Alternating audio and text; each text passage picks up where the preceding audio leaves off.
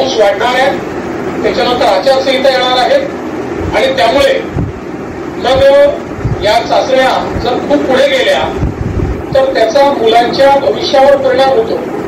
कारण अनेक लोकांकरता मग ती शेवटची चाचणी ठरते. अनेक लोकांचं वय निघून जातं, अनेक लोकांना सेकंड चान्स मिळत नाही आणि म्हणून ज्या ठिकाणी पाऊस आहे त्या ठिकाणी त्यांना पुढच्या तारखा दिलेल्या आहेत, पण ज्या युनिट्समध्ये पाऊस नाही त्या युनिट्समध्ये ते कंटिन्यू केलेलं आहे.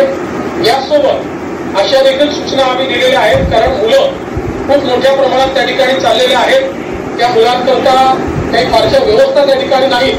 मुलं अनेक वेळा आपल्याला बस स्टँडवर वगैरे देखील झोपलेलं त्याला पाहायला मिळत आहे. त्यामुळे युनिट्सला ते देखील आम्ही सांगितलेलं आहे की तुमच्या वतीनं पुढे मंगल कार्यालयांमध्ये किंवा कुठे जर त्याची व्यवस्था करता आली तर ती करायचा प्रयत्न करा असे. तर मित्रांनो, आपण पाहिलेलं असेल सध्याच गृहमंत्र्यांनी या ठिकाणी पोलीस पदभरतीबद्दलची माहिती दिलेली आहे. तर ज्या ठिकाणी मित्रांनो पाऊस असणार आहे त्या ठिकाणची पोलीस पदभरती प्रक्रिया पुढं ढकलण्यात येईल असं त्यांनी सांगितलेलं आहे.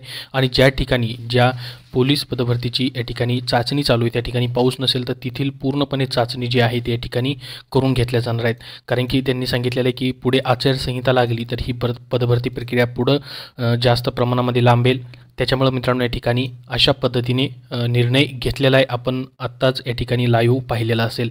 तर बघा मित्रांनो, जसं की नवी मुंबई पोलीसचं देखील नवीन टाईम टेबल आलेलं आहे. अशा पद्धतीने या ठिकाणी मित्रांनो पोलीस पदभरती प्रक्रिया ज्या ठिकाणी पाऊस चालू आहे त्या ठिकाणची पुढं ढकलण्यासाठी सांगण्यात आलेलं आहे.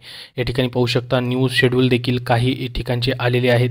काही ठिकाणचे मित्रांनो या ठिकाणी पदभरती प्रक्रिया जी आहे, चाचणी जी आहे या ठिकाणी चालू आहे. तर काही ठिकाणचे या ठिकाणी न्यूज शेड्यूल प्रसिद्ध करण्यात आलेले आहेत. जसं की मित्रांनो नवी मुंबई पोलीस पदभरतीचं पाहू शकता 19 तारखेला त्यांची चाचणी चालू होणार होती, परंतु 23 त्याच्यानंतर या ठिकाणी 27 26 अशा तारखेने या ठिकाणी काही चाचण्या घेतल्यात, काही याच्यामध्ये बदल केलेला नाही.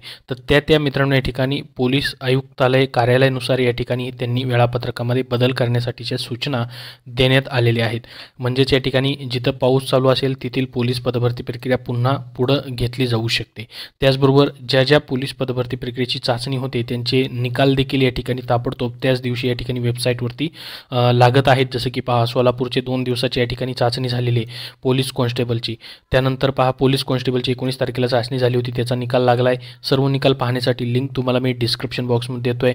जसं की पहा 20 जूनला काल चाचणी झाल्या होत्या पोलीस कॉन्स्टेबल आणि चालक कॉन्स्टेबल जे आहे, शिपाई जे आहे, चालक शिपाई, त्यांची देखील या ठिकाणी पाहू शकता रिझल्ट लागलेले आहेत.